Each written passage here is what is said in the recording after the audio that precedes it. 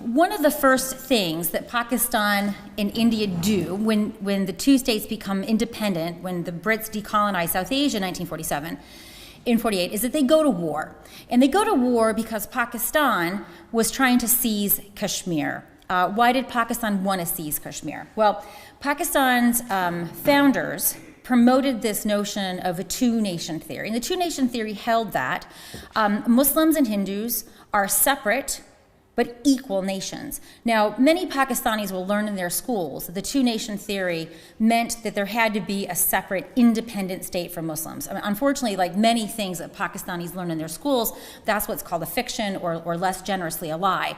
In fact, Jinnah had put forward this idea in hopes that he could secure equal seats in a federal parliament of a united India for India's Muslims and Hindus. And the Indian National Congress, which became the party that led India, said, "You've got to be crazy. You're a fraction of our population. Why should you get the equivalent number of seats in a parliament?" And when they could not come to some concession about what a constitutional dispensation would look like for united India, and fearing that the British would back away from their decision to decolonize, basically the Indian National Congress said, "Fine, go have your Pakistan." And so the two-nation theory then became the justification for this independent state. And I'm happy to talk more about that for those of you that know a little bit about the two-nation theory. Kashmir was the only Muslim-dominant geography in South Asia. So Pakistan felt that because it was the home of South Asia's Muslims, that it had some right to Kashmir. The K, for example, in Pakistan stood for Kashmir. But they didn't have a legal standing for Kashmir. It turns out there were three princely states. They were allowed to decide whether they would go with India or Pakistan. And Kashmir was one of those states, and its sovereign did not want to join either India or Pakistan. He was holding out for independence. So as it became apparent that Pakistan would not get Kashmir, Pakistan began its first use of non-state actors by mobilizing tribal lashkars. When I talk to American audiences, we call that a posse. I don't know what Europeans call a lashkar. Any good translation for a posse to a European audience? It's been a while since Hordes? maybe hordes, I'm not sure.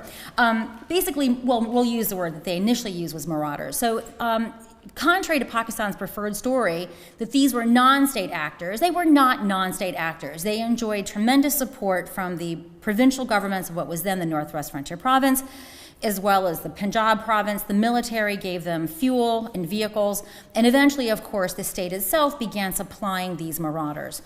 As the marauders converged near Srinagar, and they probably would have gotten to Srinagar had they not been more interested in raping and pillaging, the sovereign of Kashmir asked India for help. Notably, that he had signed a standstill agreement with Pakistan, so Pakistan is in violation of the standstill agreement. He asked India for military help. India says, "We'll do that," on the agreement that you accede to India. So he signs the accession instrument, and as the accession instrument is being ferried to Delhi, India airlifts troops. So essentially what India is doing is airlifting troops now to defend its sovereign territory. Once this happens, Pakistan's army officially becomes involved. I want to point out that in the beginning, a mid-level munitions officer is actually the pioneer of this fiasco. He starts out as a major. By the time it's done, he's basically a chief emperor field marshal. I mean, the ability with which he could inflate his title is really quite remarkable, given the duffer that he was. Nonetheless, this becomes the first India-Pakistan conflict. When this conflict ends, about 1/3 of Kashmir is under Pakistani control and 2/3 is under Indian control. So this first foray, you could say, was successful, right? Had they not launched these marauders, Pakistan would have no part of Kashmir. The second time, they basically do a similar strategy. They use non-state actors in 1965, and they're fortified with regular and irregular military and paramilitary troops. And this morphs into the Second Indo-Pakistan War of 1965. What we now know is that had India had better civil-military coordination, and they had the army chief not erroneously reported that they were out of ammunition when they weren't, India could have prosecuted that war, taken Delhi, and delivered a decisive defeat to Pakistan. Generally, this is considered to be a stalemate. But since Pakistan started the war, and since Pakistan achieved none of its objectives, it's a puzzle. Pakistan does this again in 1999, right? This time it's actually using paramilitary disguised as mujahideen.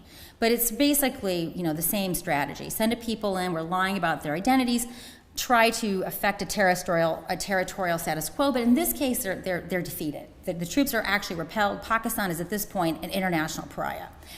In addition to these 3 wars over Kashmir, Pakistan was also decisively defeated in 1971 when India intervened in a civil war and essentially broke up Pakistan.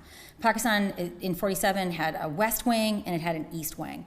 So after this war, Pakistan had lost half of its population and half of its territory. So by any definition, this was clearly a defeat. In addition to this, Pakistan has waged a proxy war. Now we can talk about what a proxy war is and at what point does simply engaging in nuisance, value, sabotage, and terrorism campaign, which Pakistan did since 1947, at what point do we call this a proxy war?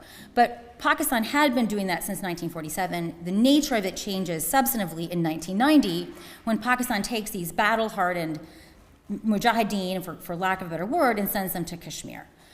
All right, so we have this interesting question. Pakistan keeps banging its head against this wall over subsequent decades. It's got multiple, goose eggs, and it's not achieving its objectives.